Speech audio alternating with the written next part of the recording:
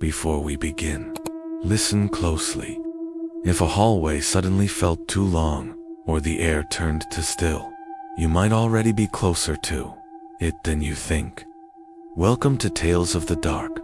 Imagine doors that shouldn't exist, corridors that stretch on forever, and something always watching. This isn't just a story.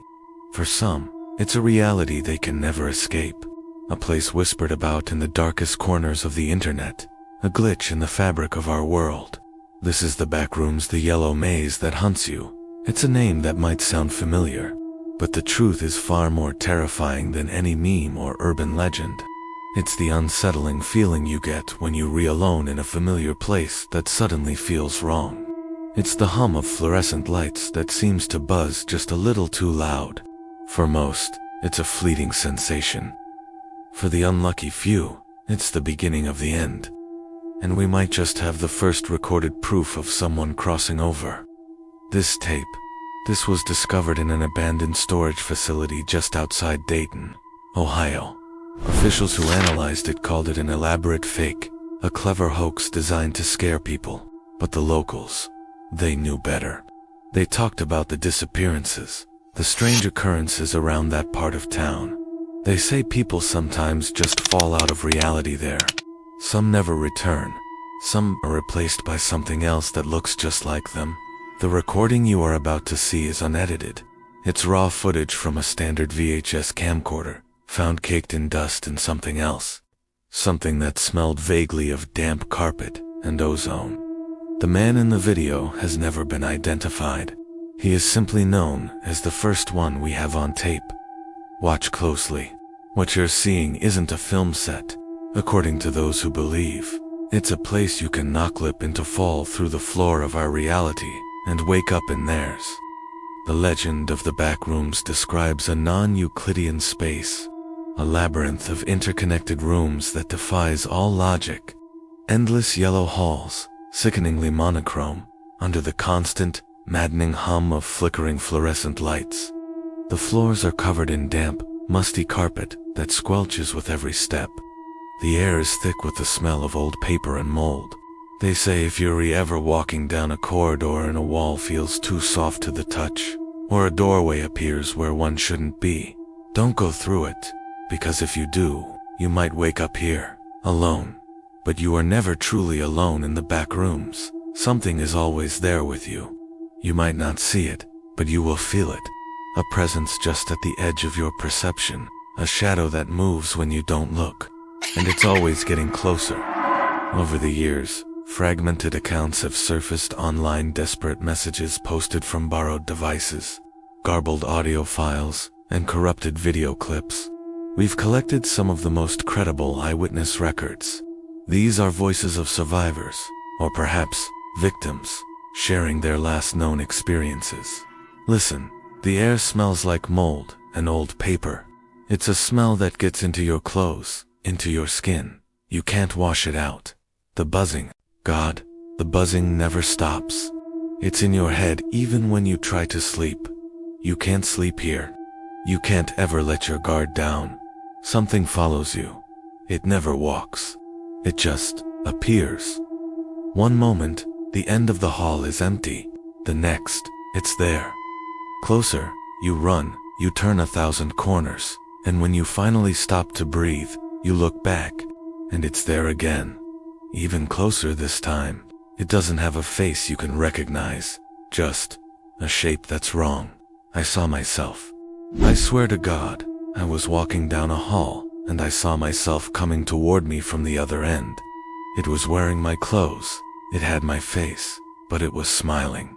A wide, terrible smile. It just kept walking toward me, and I knew if it reached me, I would cease to exist. I ran. I don't know if I'm still me. The most disturbing piece of evidence we found wasn't from an individual, but from an official source, though they will deny it to their last breath. On July 17, 1988, at exactly 3:17 a.m., a single, unscheduled emergency broadcast interrupted programming across 3 states. It lasted for only 42 seconds before being cut off. Authorities claimed it was a broadcast signal intrusion, a prank, but the message it delivered was chillingly specific. The audio was glitched, distorted, but the words were clear. Do not attempt to interact with any non-human entities. Do not trust anyone who appears twice. If you see a duplicate of a person, known or unknown, retreat immediately. Do not follow any familiar sounds or voices. The entities can mimic them. Stay away from walls that appear wet or discolored. If the humming of the lights changes in pitch or stops, lie flat on the ground and do not move. I repeat, do not move until the sound resumes. This is not a drill. The broadcast aired once. It was never repeated. Official records of that night have been scrubbed clean. But we found a copy, recorded on a home VCR by a Nightowl college student who thought he was taping a late-night movie. He sent it to us anonymously, with a simple note, "They know." But who was the first? Who was the first person known to have vanished into this yellow hell? Public records are notoriously difficult to trace, but deep in the archives of missing persons cases, we found one that stood out. Evan Clay, a 17-year-old boy from rural Pennsylvania, who disappeared on his way home from a friend's house in 2003. The official story is that he ran away, but he left a message on his friend's answering machine just minutes before he vanished. The background noise is what's important. Listen to the hum. It's the same hum from the abandoned storage tape, the same hum described by every witness. The message was frantic. "Dude, you're not gonna believe this. I took a shortcut through the old mill, and I walked through a door, and the lights weren't from here. Everything's yellow. I can't find the door I came through. It's gone. It's just more wall. I hear something. It's wet sounding." Evan Clay was never seen again. Only this recording remained, a final, terrifying testament to his last moments. His voice, a ghost trapped on magnetic tape, is a warning to us all. The walls of our reality are thinner than we think. Some say the worst part of the Backrooms isn't the creature that stalks its halls, or the maddening yellow wallpaper, or even the endless, hopeless maze itself. They say the worst part is the silence, the brief, terrifying moments when the constant hum of the fluorescent lights suddenly cuts out. Because in that deafening quiet, you can finally hear it breathing. And if the humming stops, don't forget, subscribe to Tales of the Dark before it finds you. Have you ever been in a room so quiet you could hear your own heartbeat? A silence so profound, it feels like the world outside has simply vanished. That's the kind of quiet we're talking about today. A stillness that isn't empty, but waiting. Because that's when it finds you. Deep within the endless yellow corridors of the Backrooms, there's a creature known only as the Quiet One.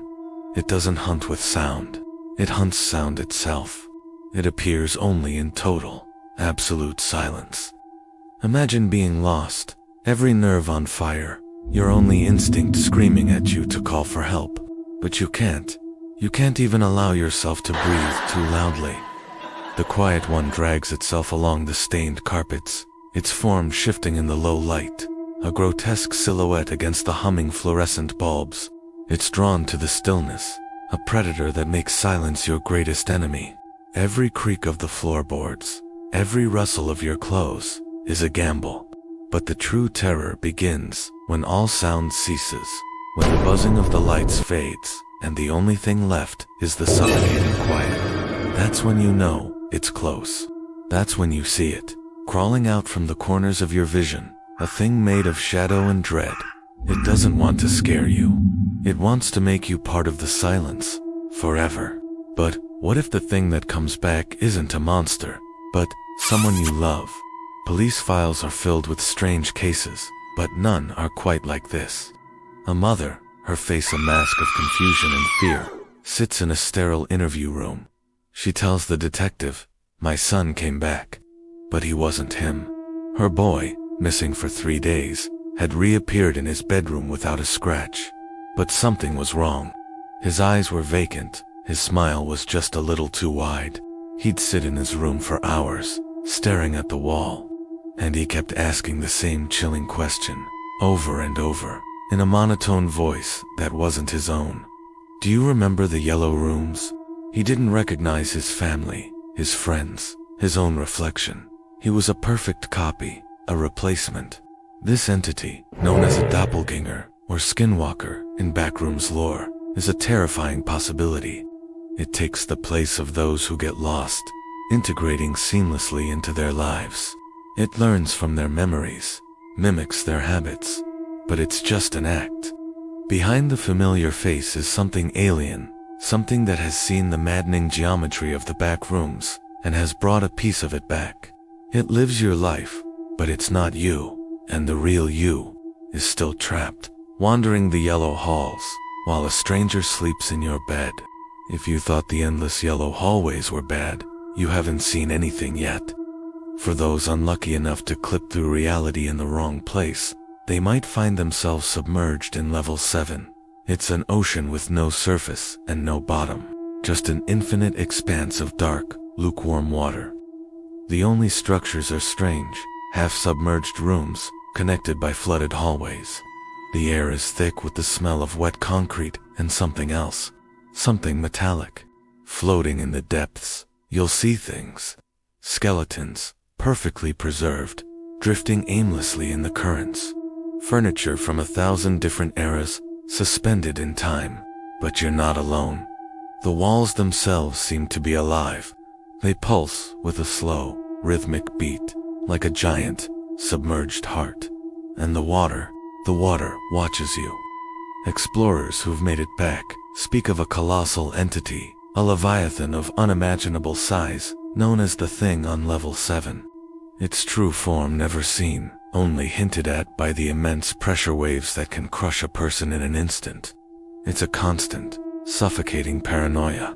Every ripple, every shadow in the murky depths could be your last. Survival here isn't about finding a way out. It's about not being found. Imagine you're a first responder, scanning the airwaves for a distress call. Suddenly, your screen flickers to life. It's an emergency broadcast, but it's glitched, corrupted. The signal is coming from a place that shouldn't exist. A distorted robotic voice cuts through the static, each word sending a chill down your spine. You cannot escape. You do not belong here anymore, the message repeats, looping over and over, getting louder, more desperate. You try to trace the signal, but the coordinates are impossible, shifting, rewriting themselves. Then, the most terrifying part happens. Through the visual snow and corrupted data, a face begins to form on the screen. It's a face you know better than any other. It's your own face, staring back at you. But the expression is one of pure, abject terror. It's you, but from another place, another time, trapped and sending a warning across dimensions. This is the final broadcast, a phenomenon where the Backrooms bleeds into our reality, using our own technology against us. The person on the screen is you, lost in the Backrooms, trying to warn yourself not to make the same mistake. But by the time you see it, it's already too late. The signal has found you. It has marked you. Lost footage, a dropped camera. These are the last testaments of those who ventured too deep. We have an audio log, recovered from a device found near a suspected entry point. The voice is shaky, breathless. It belongs to the last survivor of a small exploration team. He whispers, "If you're hearing this, get out. Get out now. It knows our names. It knows our voices." He pants, the sound of running footsteps echoing. If you hear your voice calling you from another room, run. It's not you. It's a trap. Suddenly, there's a deafening screech of scraping metal, like giant claws on concrete. The running stops. A heavy wet breathing sound gets closer to the microphone. A massive shadow moves across the camera's lens, blocking out the dim light. A final choked gasp. And then, silence. This is the fate that awaits so many. The creatures of the Backrooms are not just mindless beasts. They are intelligent, cunning predators. They learn, they mimic, they use your own senses, your own humanity, as a weapon against you. The sound of a loved one calling for help, the whisper of your own name, It's all a lure to draw you deeper into the maze. So what are the back rooms? Are they another dimension? A glitch in the matrix? A shared nightmare we've all tapped into? The truth is, we don't know for sure, but we have theories. Every legend of a place that's not quite right. Every rumor of people who vanish without a trace. Every missing person case that goes cold with no explanation. They all lead here, to the back rooms, where the fabric of our reality thins, and the laws of physics become mere suggestions. It's a place made of our collective memories and fears. The walls remember you. The layout is said to be generated from the subconscious of whoever enters. That's why it feels so strangely familiar, yet so deeply wrong. The humming lights, the mono-yellow wallpaper, the damp carpets, like a forgotten childhood memory turned into a prison. It's the liminal space, the place between places, the cosmic backstage of our world. And once you're in, reality as you know it starts to forget you ever existed. And before this ends, hear this final thing. You've been here before. Remember to subscribe to Tales of the Dark, if you dare.